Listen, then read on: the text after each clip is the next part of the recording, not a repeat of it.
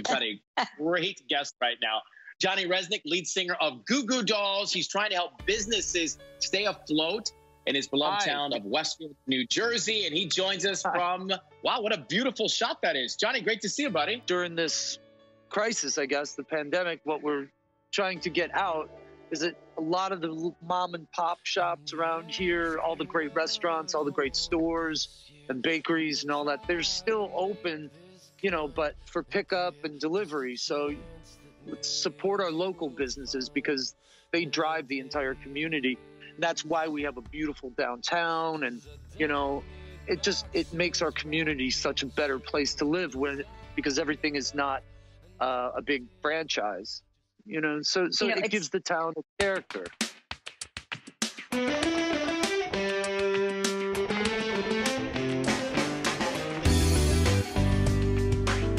So it's not every day on this program I invite the guy down the block to be my special year-end holiday guest on my Financially Speaking podcast. And of course, this still being 2020, and rather than walk 4 houses down to interview him, we do this remotely because we want to keep our families safe, and that's the right thing to do. Lucky for you, my listeners, that guy happens to be one John Rzenik, lead singer of one of rock's best-selling and most beloved bands, the Goo Goo Dolls. Now, John, a proud Buffalo native, is in the Songwriters Hall of Fame, winning the very special Hal David Starlight Award for penning a series of Billboard chart-topping songs beginning in 1995 with #1 hits like Iris, which was a quadruple platinum winning song, Grammy nominated for Record of the Year after he wrote it for the fantastic City of Angels movie soundtrack, along with, just to name a few others, one's called Name, actually, Slide, Black Balloon, Better Days, and one of my personal recent favorites, Fearless. And John and the band have set a record for the most top 10 hits in hot AC radio history, and Iris alone spent nearly a year on Billboard charts. Late in 2019, the band released their 12th studio album, Miracle Pill, believing they were going to go on tour. And I guess it should have been called Miracle Vaccine, I guess, at the time. Yeah. But hopefully he's going to get a chance to tour with it, and I believe working on another album. I'll ask him about that and next summer. But this month they've released their first Christmas album. It's called It's Christmas All Over. It's jazzy. It's got some instant classics as well as some standards. And trust me, folks, even as a Jew who doesn't listen to a lot of Christmas music, this is great. I mean, really, I trust me, you guys win the music all the time. Dreidel, dreidel, dreidel. I mean, it just never worked for me. I've always loved the Christmas music. I did once get to sing Christmas songs with Tony Randall on TV, but wow, that's a whole other story that goes back to high school. But anyway, we don't live in LA or New York City, so we call home around here a historic little town dating back to 1720. We got 30,000 residents that are always helping each other out, especially in tough times like this year. And John is certainly no exception. Already this year, he performed from his front porch live on ABC with Kelly Ripa and Ryan Seacrest to raise funds for small businesses that were shattered by the pandemic. And now John, who's been doing incredible philanthropic work throughout his career, he's already helping big time locally again with the Be the Light Hunger Drive here in our community. And I want to thank our mutual friend and rock star mayor, not just because I helped her get elected, and she's a friend, Shelley Brindle. John is helping get much needed food to the food pantry, the Community Food Bank of New Jersey, through the Westfield United Fund. And I'm going to link up to all these things in the show notes. Even later today, he's playing a great fundraiser called Shine the Light, which is an Asbury Park fundraiser put on by Light of Day, which is really one of my favorite foundations. I've been at every Light of Day since they started doing it, since Grishecki started it. And in fact, I was there the year you played. And I believe Bruce played that year too, right? He did. Yeah. He did. And that was my big chance to meet Bruce Springsteen. Yeah, how'd that go? It didn't go well. It didn't go well.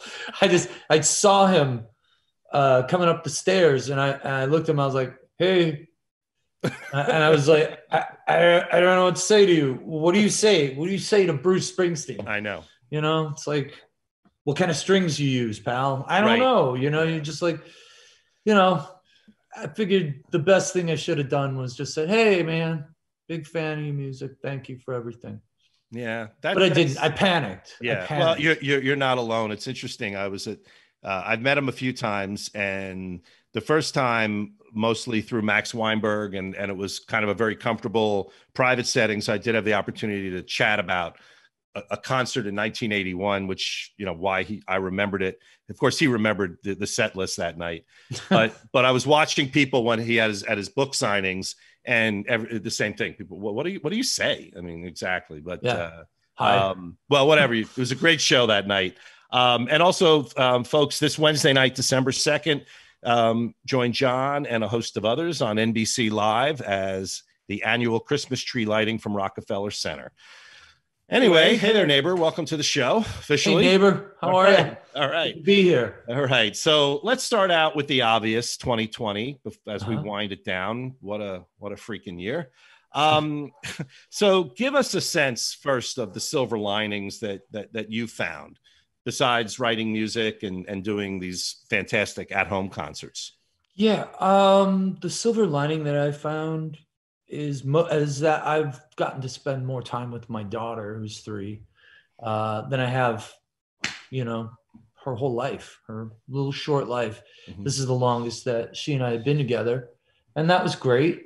The other thing that was really a huge silver lining was just watching the whole town, you know, with the mayor, Shelley Brindle, her honor. Yes. You know, the mayor just really go at this thing and really pull the community together, and like, you know, and we live in a great place. This is the first place that I've lived since I left Buffalo. I actually feel like it's home. Yeah. You know? And it's got that feel like, you know, your neighbors actually talk to you and hang out, you know? Yeah. So I love that. And watching how people got together, that's another thing that is just really amazing. And, you know, having the opportunity to give back a little bit, you know, when I've been so lucky and so blessed my whole life, you know, so. Well, your daughter is already an Instagram celebrity eating chocolate chips. Yeah. I mean, so I was proud of her. Proud of her. That's a really great start. That was really terrific. Yeah. Folks, you're going to have to check that out on I think it's on your Instagram, right? Yes. Yeah. Are you getting into baking? Is this something that we don't know about? Yeah. Yeah. I've always been into baking, cooking, and that. And I'm trying to teach her how to, well, we get together and we play and she helps me. Right. You know what I mean? So I just put an apron on her and give her a whisk and then crack an egg in a bowl with some stuff and just let her make a mess, you know? And it's the best thing. No, it's really great. And with Thanksgiving coming up, you, I guess, have an opportunity to, you know, unfortunately, I'm sure you'd probably be with family, you know, normally in Buffalo, but, you know, you'll make Thanksgiving at home, I guess. And yeah, we always do Thanksgiving here. Yeah. We always do Thanksgiving here, and then we go up to Buffalo to see my sisters, but I don't think that's happening this year. Yeah. No, you know, it just can't. Yeah. It's really rough. So we're going to get to this great Christmas album in a bit, but this is actually somewhat of a financial show. And every now and then I do forget that. So I always figure I should throw in a few related business financial questions. Please. But no math is involved. So just so you don't worry. I can deduct 15% of any dollar amount because of my manager. I'm like, let's see. And then I just cut it in half. I could figure out, well, that's what I'm taking home. Like I take 15% off the top and then cut it in half. And that's what I'm taking home. It's amazing how you learn that 15%, you know, I mean, it's interesting. I'll talk to you a minute about something John Scheer said recently when I interviewed him. But last week I had Danica McKellar, who played Winnie Cooper on Wonder Years, who's like this math genius. She's written all these books, math for kids. Like your daughter, like within a year or two, needs to start getting her books. It's incredible what, you know, it's made for young girls. But cool. She actually sang a song about pie, not apple pie, but pie, P-I. And, you know, it had like 198 numbers in it or something. I mean, it was to the tune of Tchaikovsky, but it was pretty crazy. So before the obvious rock business questions and how different things are today, streaming, touring, we'll get to that.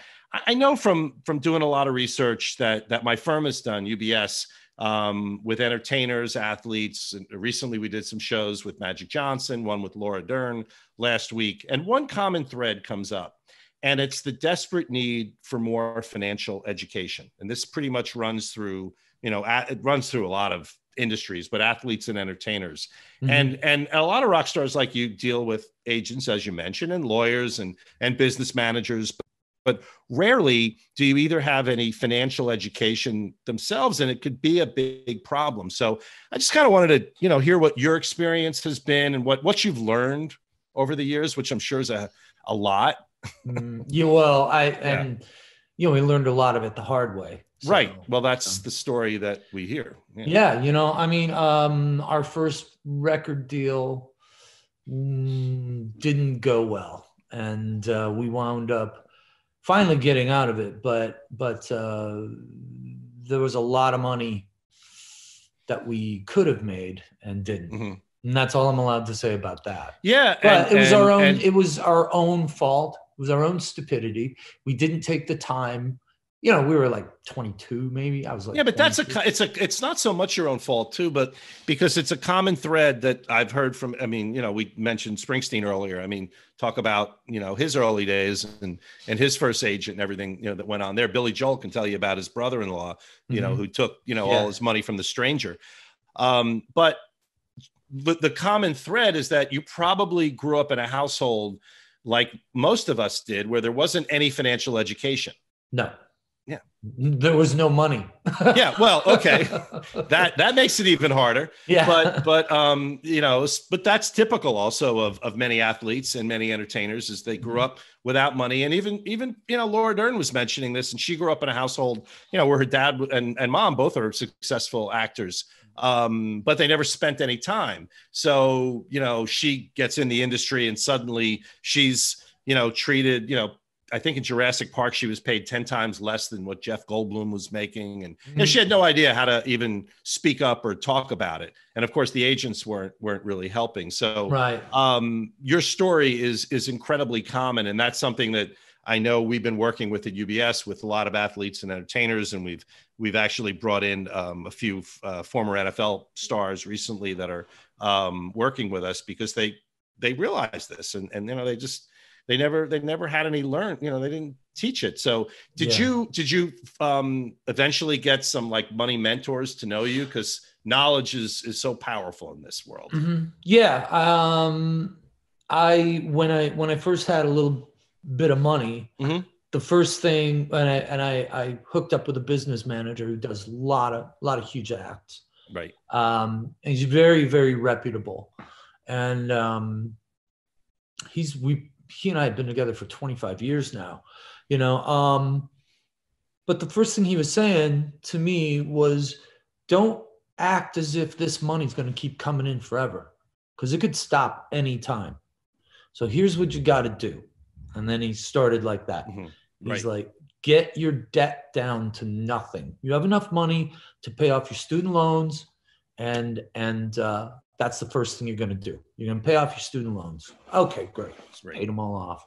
And then we went from there as we had another bit of success, then it was like, okay, you're going to get this house, but you're not going to buy the $10 million house. Like, you may have the down payment for the $10 million house, but you're not buying the $10 million house. You're buying the $1 million house and you're going to pay it off. Right. That's it. His whole rule is don't owe anything to anybody. And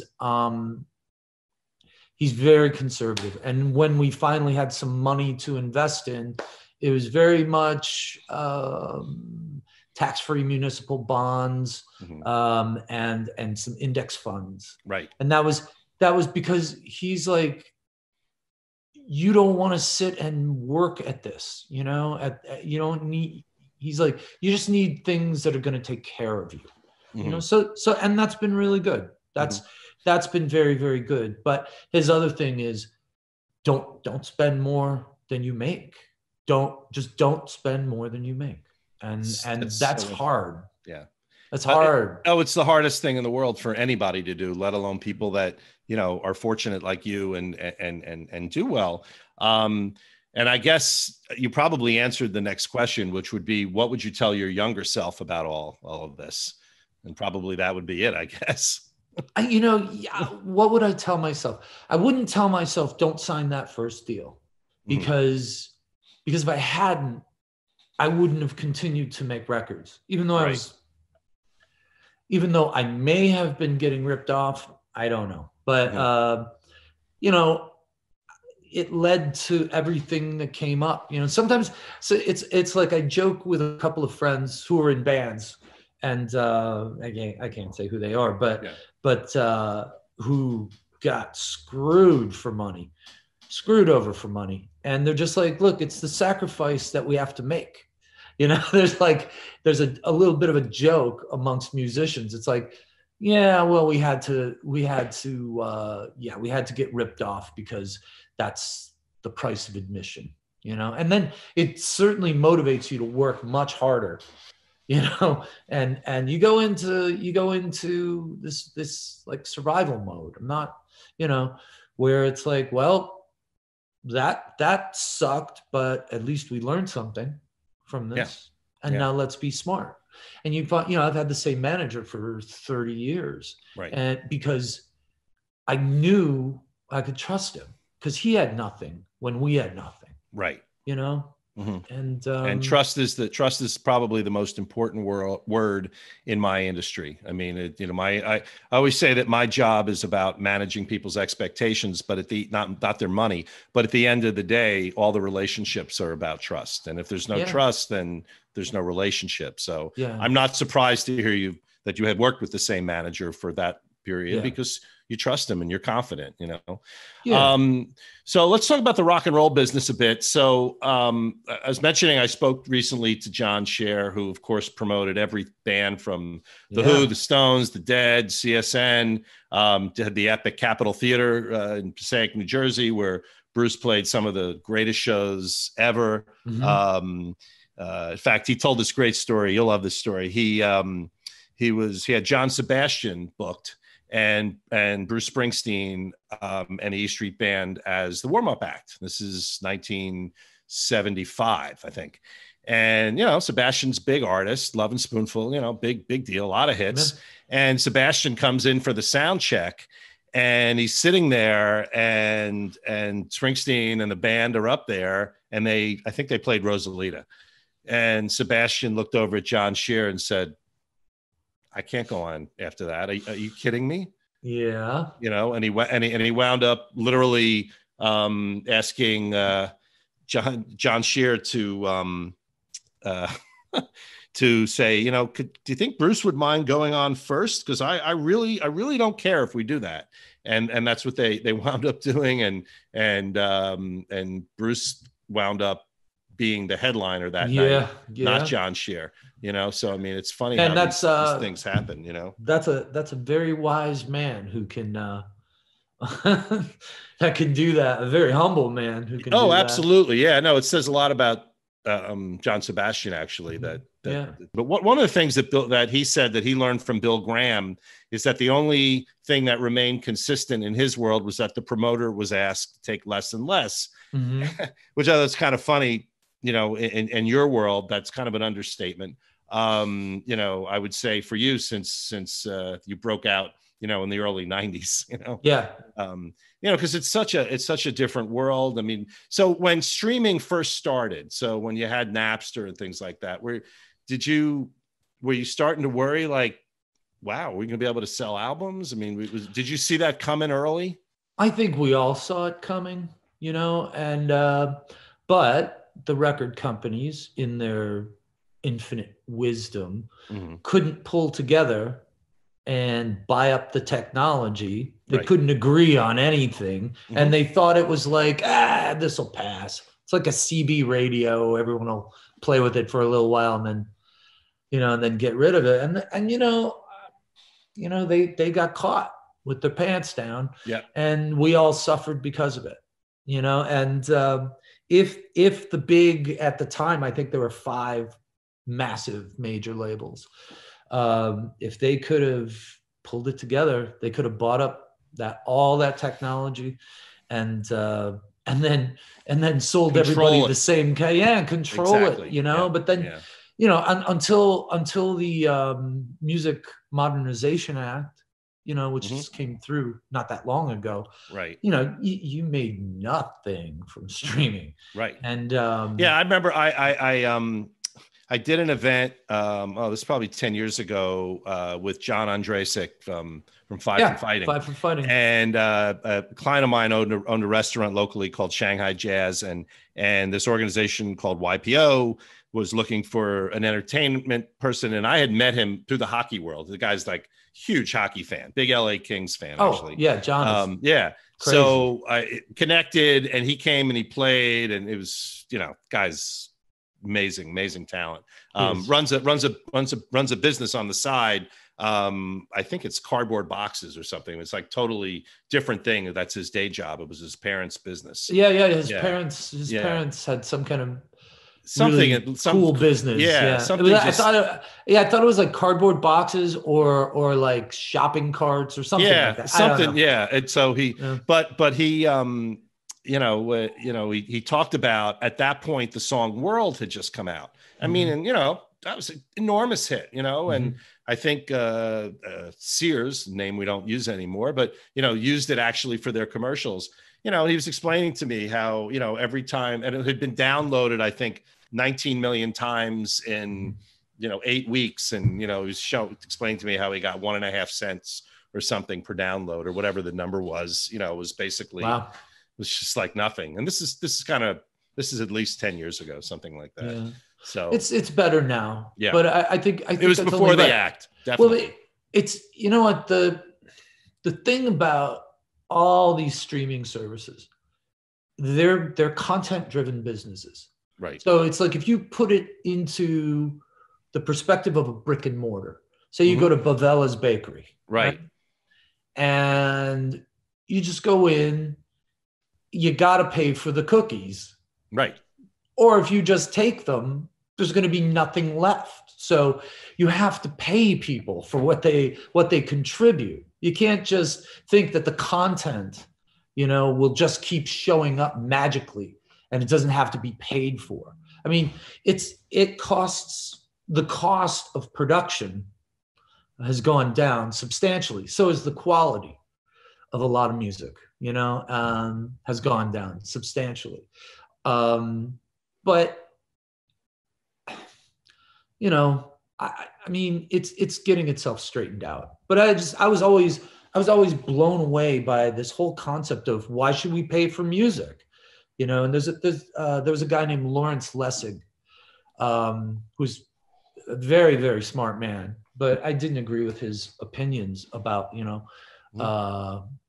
common usage or whatever, fair usage or whatever, you know. It's like, it's just like, no, it's like, you know, if you go see Ralph at Bavella's, it's like, I made this cookie. It's a buck. Give me $1, I'll give you the cookie. By the way, folks, this week, Financially Speaking, is being brought to you by Bavella's. For all of your bakery needs. I have to, since you mentioned Bavella's, I cannot let this go. At Springsteen's 65th birthday, which was in front of 70,000 people at MetLife Stadium, it was one of the rainiest nights New Jersey ever had. He didn't start the show till 11 o'clock. Bavella's made the cake. Yeah. For that show. That was an awesome. amazing cake. Ralph came, brought the cake, and I was never prouder of Westfield than that night. But I love that place. Your point is so well taken. And I guess that's the benefit at the end of the day of touring more.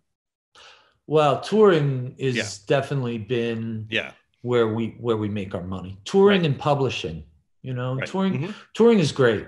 You know, and I love the touring aspect, you know, because of the connection with the people and being away from them for so long. And we did a couple of virtual shows, and just seeing some of the same people. We did like virtual meet and greets, and seeing people on the screen that we hadn't seen in person in a while was like, hey, you know, they're like an extended family. Oh, absolutely. You know, and it felt good to be together, at least in that way again.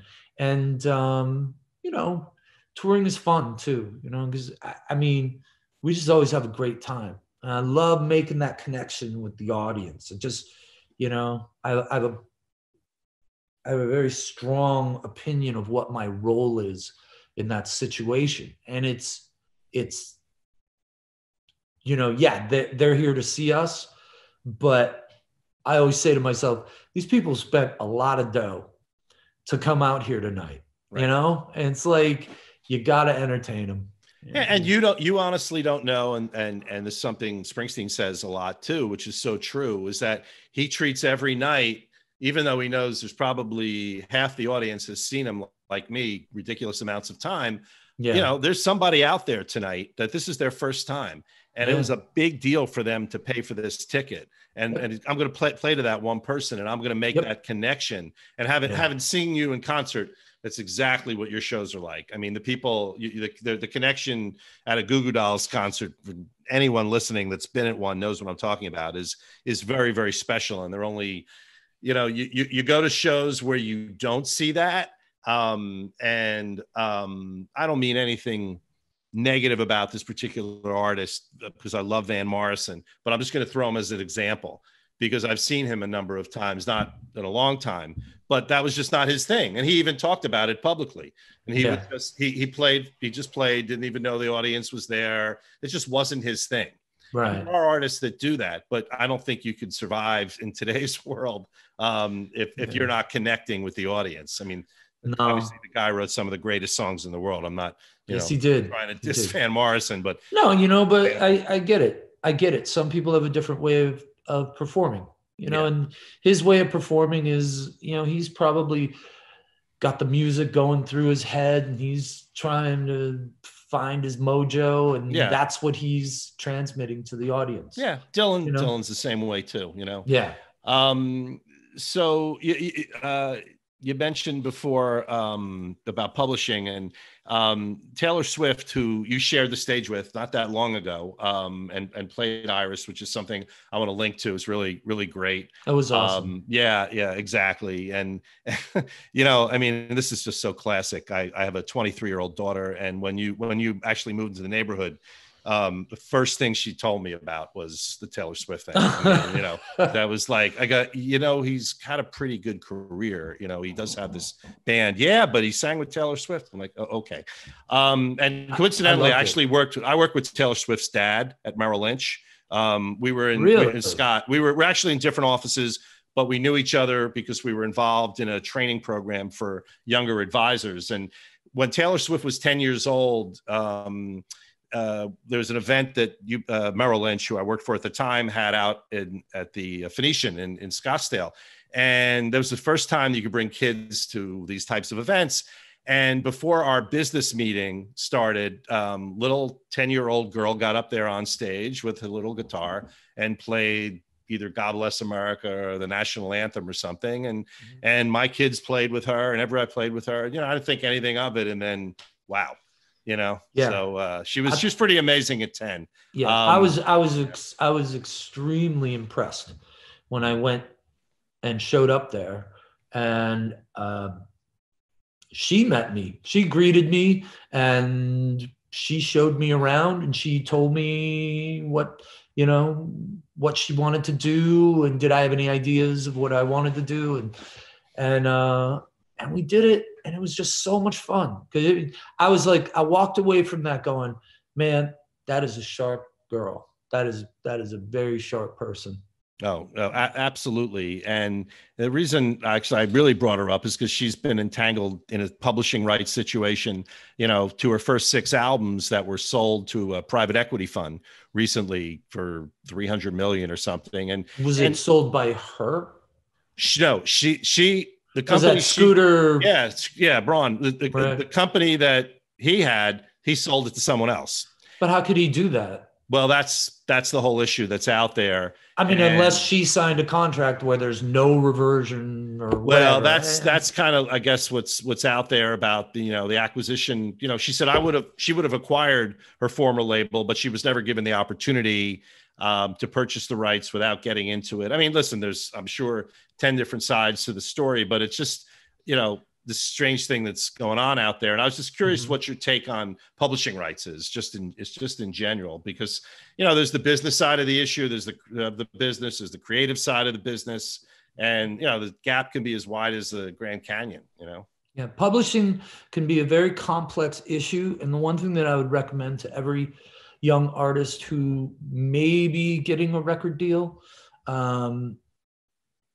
or not, or you're going to get serious and you're going to become a professional. And there's a book by a lawyer named Don Passman, Passman, and it's called All You Need to Know About the Music Business.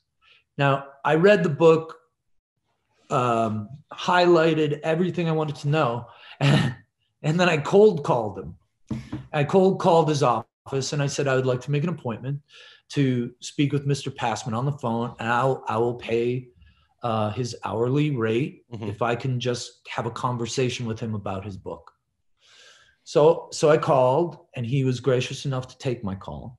And boy, did I learn a lot that day in an hour. And it's very That's a publishing smart thing rights. to do.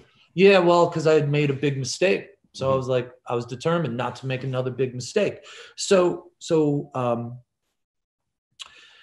you know, that was very enlightening. And, you know, the complexities of publishing and reversion rights and, you know, people don't understand. I mean, there's two sides of the publishing, you know, of course, the master side and the publishing side. And those two things together, you know, are really where you're going to make a lot of money, and touring and merchandise. That's where, those are the places to make. Making money selling records, I don't think so much anymore. Yeah. But, you know, so you got to hang on to you got to make sure you get a good publishing deal. If you can get an administrative deal, if you don't need an advance, don't take it, you know, because these people, they're like, sure, we'll give you $1 million, but we want 5 million back before we pay you. You know, it's insane. If you have the wherewithal to not take any kind of an advance, I wouldn't take it, you know. Now, right. That being said, I was, you know, 20 and broke. So, you know, we took the advance and we paid for it. Right. But like you said, it all turned out okay. One thing, I mean, it could have easily gone sideways, but right. But you know, and it's important to keep an eye on your streaming, you know, because that's with the Music Modernization Act. It's a great thing. Yeah. Now, what's going on now, interestingly enough, there are these companies who are raising hundreds of millions of dollars and buying catalogs. Right. Because they're a revenue stream that will just keep going forever. Right. And, you know, and some are publicly traded companies too. Yeah. Yeah. Because there's a lot of money in that. Yeah. And, you know, and some of the numbers that get thrown around, it's insane. It's insane the kind of money these guys are paying, you know? But I think it's great for artists. You know, it's a great opportunity to just keep going. Right. You know, and you can build another catalog after you sell your first one. You know, those are all great things. But I think it's important to have a very, very transparent day-to-day relationship with the people who are handling your money. You know, and if you can find a good financial advisor at a reputable company, you know, that's someplace to go. Make sure that you're dealing with a fiduciary who has to take care of you. You know, because we're not built. At least I'm not built to sit there and watch a stock market thing. I don't understand what is going on, you know, and underneath the hood. Right. So it's good to have somebody who has your best interest at heart. Right. Well, that I tell you, was great. I'm going to link to the book you mentioned, but really, what a great idea. And people don't do that enough. Pick up the phone and call the guy who wrote it. And that's just, you know, just really, really shows just a genius move. So we're going to pivot to Christmas now and the new record. It's Christmas all over. So, you know, if you told me back, I guess in the late 80s when you guys were kind of a punk band and then, you know, kind of moved alternative or whatever, that the Goo Goo Dolls would be putting out a holiday album one day, I'm not sure that's where I would have placed a bet. Yeah. So what's the intention, the genesis of how this all started? Well, I mean, the whole thing started early in 2020 when we had just gotten back from the UK, and like, I swear to God, COVID was like 2 steps behind us. Right. And the whole time when we got back, and I went out to Los Angeles, and I was going to record a Christmas song for a compilation, and I was like, great, that's good. Then I came home, and this whole thing happened, and then, you know, I did the little porch concert. I started doing all these things, and I was just watching the news, and I have a very, very good friend who's a doctor in Los Angeles, and he's like, man, this thing is, you know, this is going to be bad. Yeah. And then I just saw everything closing down, and Los Angeles was in a lockdown at the time, which I got to tell you, if you're going to go to Los Angeles, if you want to enjoy it, it's better without people. Like, it's much better. I had so much fun there when everything was closed. But you know, I went and got a COVID test, and we kind of assembled all these great musicians. And all I kept feeling was like, this is going to be a bad year for a lot of people. This is going to be a bad year, a lonely year, a stressful year. And especially at the holidays, you know, and I know the holidays can be very stressful. Like, I'm a recovering alcoholic, so the holidays were always really difficult, you know, for me. So I understood that there was going to be a lot of those kind of things going on, and everybody just locked in their houses during this pandemic. And I said, you know, let's go make a record, a fun record, you know, to just get people's minds off things for a half an hour, 40 minutes, you know? So then we just started rolling out these songs. We found this old recording studio to go in. It's totally cool, you know, but you walk in the door and it's like 1968 in there. Yeah. And so we studied up on some classic recording tricks from the old days. How these guys, you know, they had 3 tracks, 4 tracks at times, you know, and you make these. And they didn't even have tape during, you know, part of that time. So we tried to make the record kind of trashy, kind of have an authentic feel to it. Right. And you know, I just felt it would be something that would help people out, you know? Yeah. Well, you know, and I love, you said this, I think, to CNN, that, you know, sometimes the albums can be sappy, but this is a pretty badass album. Oh, thanks. It really is. I mean, and it's so jazzy. Well, but you got to have that. And there's so much to unpack in this record, but a couple of things I wanted to highlight. First of all, I love that you chose to use a child. I think the daughter of your collaborator, Jimmy McGorman, Sydney's her name, I think. Sydney, to sing these vocals, like her voice is kind of quivering, and she's singing, reworking one of your own hits, Better Days. Yeah. And I thought, I listened to that for the first time when I listened to the whole record. I'm like, wow, it's just such a hopeful song, you know, just hearing that young girl and on a song I knew. And it's just really that's what the world needs. So mission accomplished. I mean, you were right. She's a special kid, you know, and her dad loves her so much. And he was working out a different kind of way of playing the song at home. And Sydney sang it, and he brought it in. And he said, hey, listen to this, you know, my daughter sang on it. And I was like, listening. And he was like, I'll take it home and we'll fix the vocal. We'll make it good. And she'll re-sing it and I'll work with her. And I was like, no, it's so pure. Right. Like the purity of coming out of that 7-year-old's mouth is just like, you can't do that. Now, unfortunately, we did a thing. It's Christmas All Over. It's like an hour-long show that's going to be on the web, right?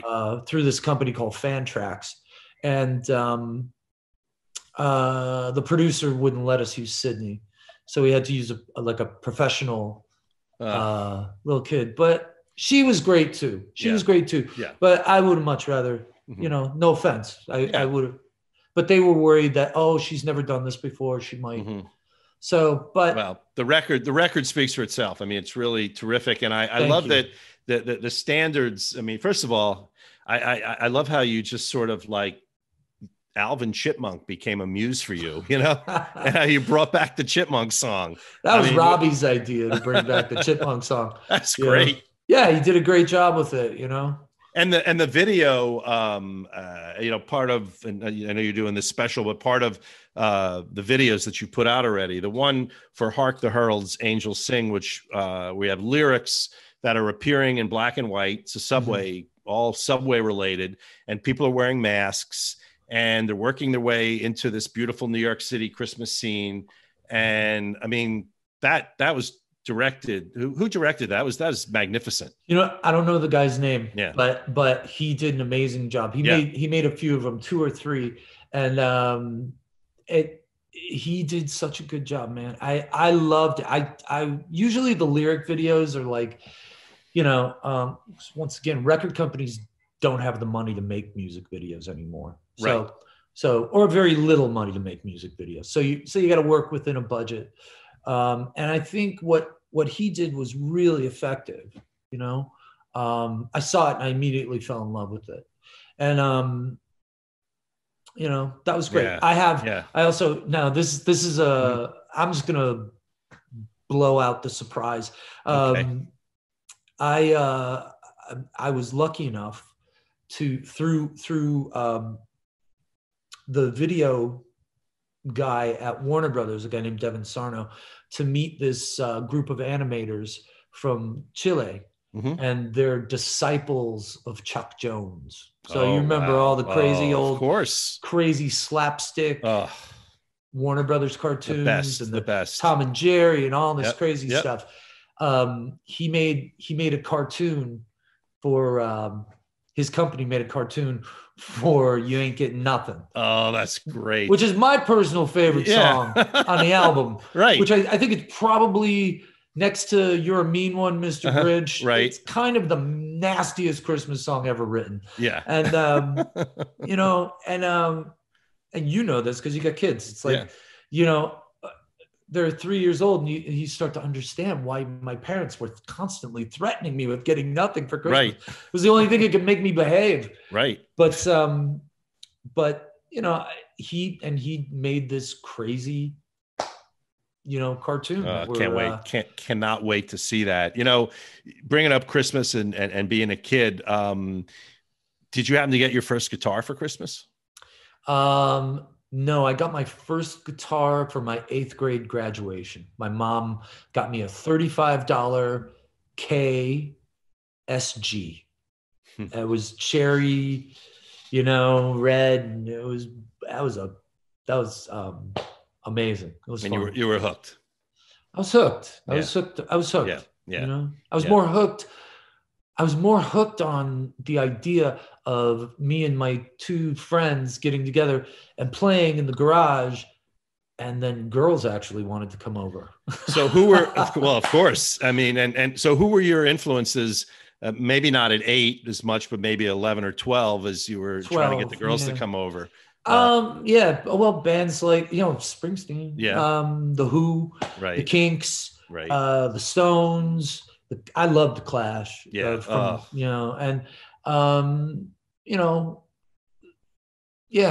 kind of bands, and it was fun, you finally figure out how to play a song. I have no musical education really. Right. But you were able to pick it up. You listened to the music. Yeah. I was lucky. I could listen to one of the first songs that I learned how to play was Even the Losers by Tom Petty and the Heartbreakers. Right. And it's just a fantastic song, and I mean, Tom Petty ultimately wound up informing a lot of what I do. And you know, because I listen to him, and he's an inspiration to me because he took so many chances with his career. You know, he went over and over and reinvented himself, but it was still petty. And it was all good. Right. You know, the stuff he did with Jimmy Iovine, the stuff that with Dave Stewart, with Jeff Lynne, with Rick Rubin. Right. It's like, wow. Yeah. You know, such a talent. Yeah. No, just tremendous talent. The Jeff Lynne stuff, you know, just that one of the great albums of all time. Really, really. So you put the 2 originals on there. We'll talk about one in a minute, but you just talked about You Ain't Get Nothing, and that was so much fun. So what inspired you? I guess if you had to say the hit of the album, and at least in my opinion, obviously there's classics and standards, but This Is Christmas is and again, as a Jew, I what do I know? But I love Christmas music, but I haven't heard anything this original as This Is Christmas. I don't know when the last Christmas song I've heard that's so original and unusual. So what was your inspiration for that? I was just kind of thinking about that whole thing. I mean, you know, for the last bunch of years, I've lived away from Buffalo, you know, and, you know, we'll all pile in the car and go up there for Christmas and see the whole family.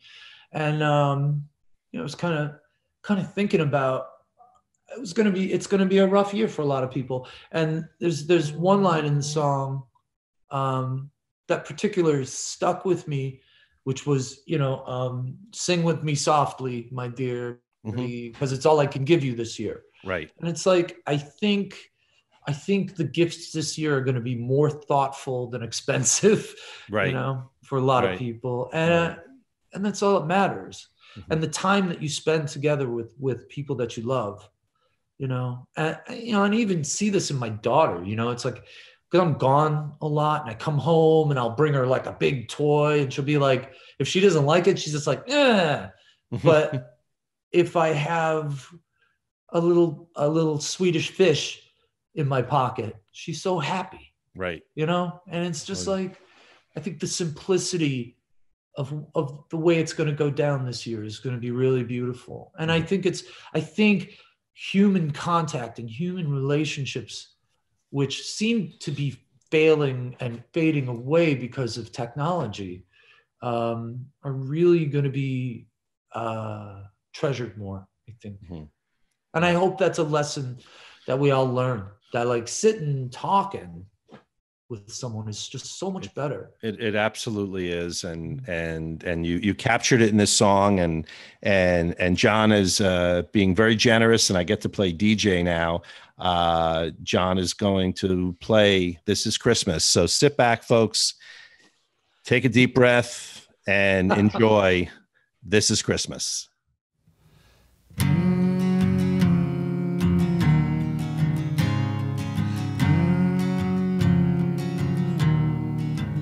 Yeah, it's cold and it's gray. I'm in love with this day 'cause it's Christmas. Yeah, the light in your eyes and the smile on your face says it's Christmas. It's a word or a smile that can change someone's life, or some change in your pocket just to get through the night. Wish on stars above for the ones we love. This is Christmas. Drove 1,000 miles just to see you smile. This is Christmas. Sing with me softly, my dear, 'cause it's all I can give you this year. This is Christmas. It gets harder each year to believe in what's real. I need Christmas. It's your love that I miss, yeah, your heart and your kiss make it Christmas. And the gifts that you bring always made my heart sing. Not the things that you buy, but the love that you bring. Wish on stars above for the ones we love. This is Christmas. Drove 1,000 miles just to see you smile. This is Christmas. Sing with me softly, my dear, 'cause it's all I can give you this year. This is Christmas. And it's late in December. I need to remember you're there when I needed a friend. So fill up the car and we'll chase down the star that will lead us back home again.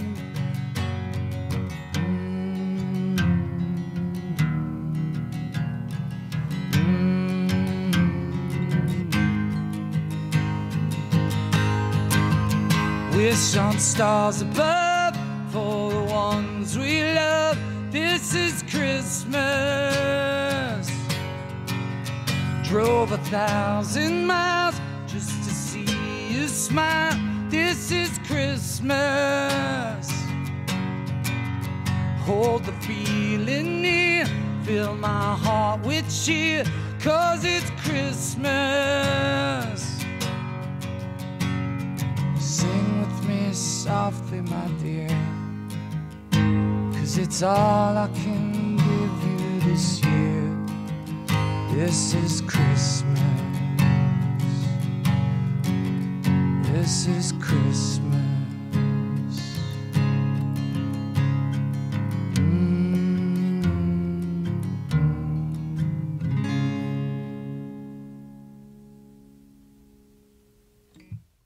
John, thank you so much. That was great. That was Thank really, you. really I decorated the set myself. Yes, no, it's really beautiful too. So Beautiful. Those of you that get to watch the video version of this, you'll appreciate what he's talking about. That's what an old drunk's apartment looks like on Christmas. So speaking of Christmas, I wanted to do something special for your fans, and I went on one of your fan sites and asked if anybody had any questions that I thought were appropriate. And one big fan of yours, Audra Lenhart, she wanted to know what are your favorite traditions when it comes to Christmas, having to do with films or food, Yeah. And obviously now with your beautiful little girl, you've got a lot of new traditions. Yeah. She wanted to know a little bit about that. Well, the best traditions that we have, are you have to watch It's a Wonderful Life 50 times. Then you have to watch Christmas Story 50 times. And then you got to watch Elf 50 times. And Christmas Vacation, give that like 20 times. Yeah, Elf has got to be 50 at this point. Point. I have my grandmother's recipe for Christmas cookies, and it's amazing. And we do that. And Christmas Eve, we have at my house, Christmas Day, my wife and I go up to Buffalo with Lily, and she's got 4 aunts that spoil her. Like, it's unbelievable. It's like we got to rent a U-Haul to get everything back. But like I said, it's probably not going to happen this year. So, I mean, we'll find a new tradition, and, we'll have an inaugural thing, I guess, Yeah. But it's just being together, being Right. chill, listening to good music. I love being the bartender, because I don't drink. So it's like I can shake the martinis all night for everybody. So that's a lot of fun. That's an interesting transition. I love that. Yeah. Quite a segue. Yeah. So any hints on the new record? A number of people asked about that. Yeah. Well, I'm in this phase where I just collect ideas on my phone. Right. And I don't have any place in my house that is a studio or whatever. Right. So after everybody's asleep, I'll go down in the basement and sitting on a box of paper towels or something, you know, and I have my phone sitting there and I'm just like playing the guitar and humming.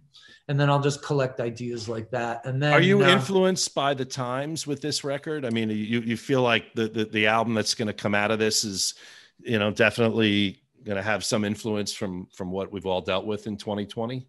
Well, when I've sat down with yellow legal pads and pencils, because I still do that too, when I'm looking for lyrics or just writing verse, you know, I have to. It keeps popping up, but it keeps popping up in a very sort of what is the emotional factor involved in all this?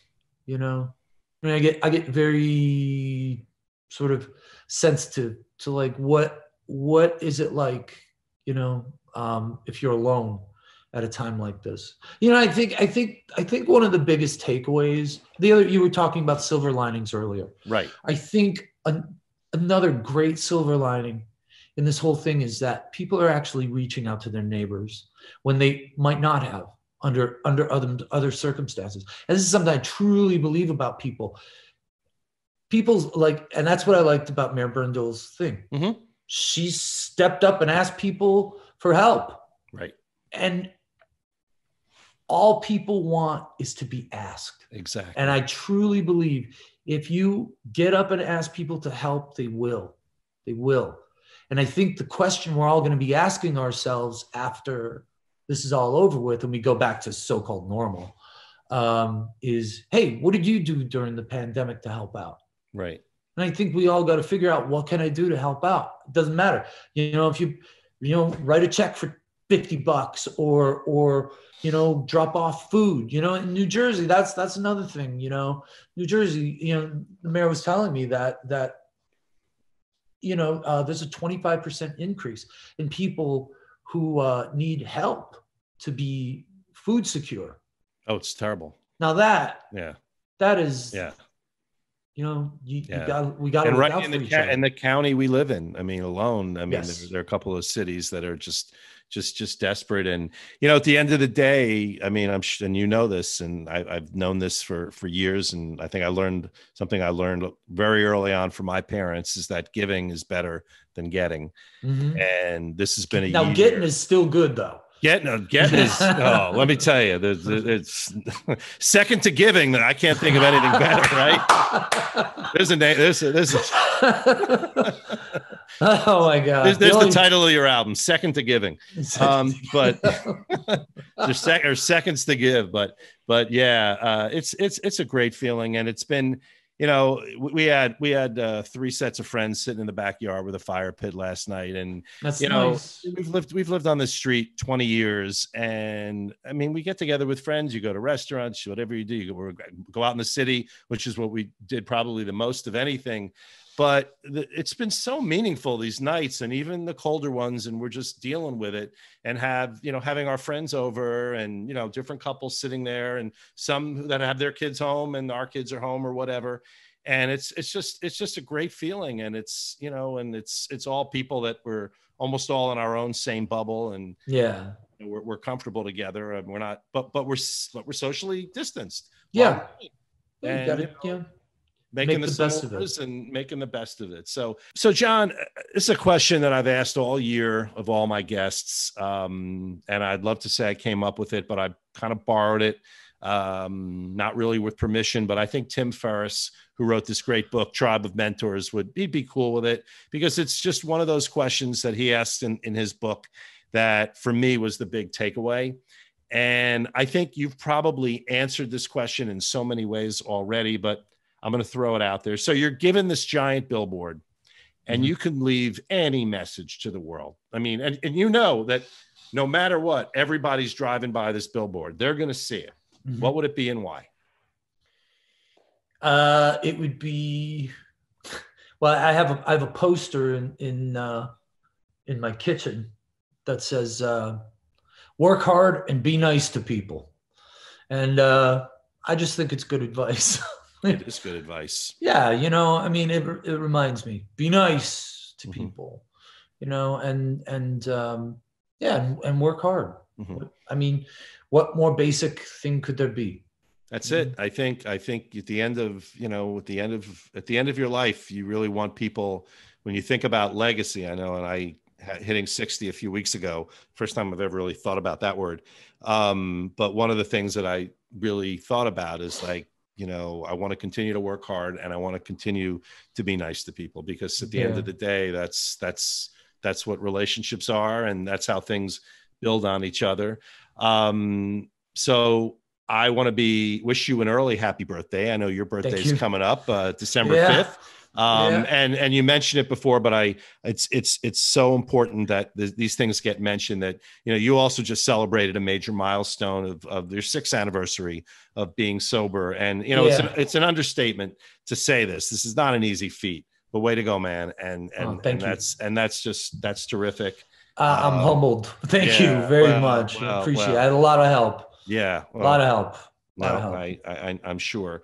And, the best thing that we can have as a gift, really, this holiday season is the vaccine. And hopefully we will have, the 2 shots in our arm early next year, and we can get back out on the road. And, as someone who loves music the way I do, when I had to sit down and think about this year, what I've missed the most, and there are a lot of, really, really deep things, but live music is in my top 3. It really is. Yeah. What is interesting? I don't know if it's interesting, but I was standing on the stage, this was last year, and I said,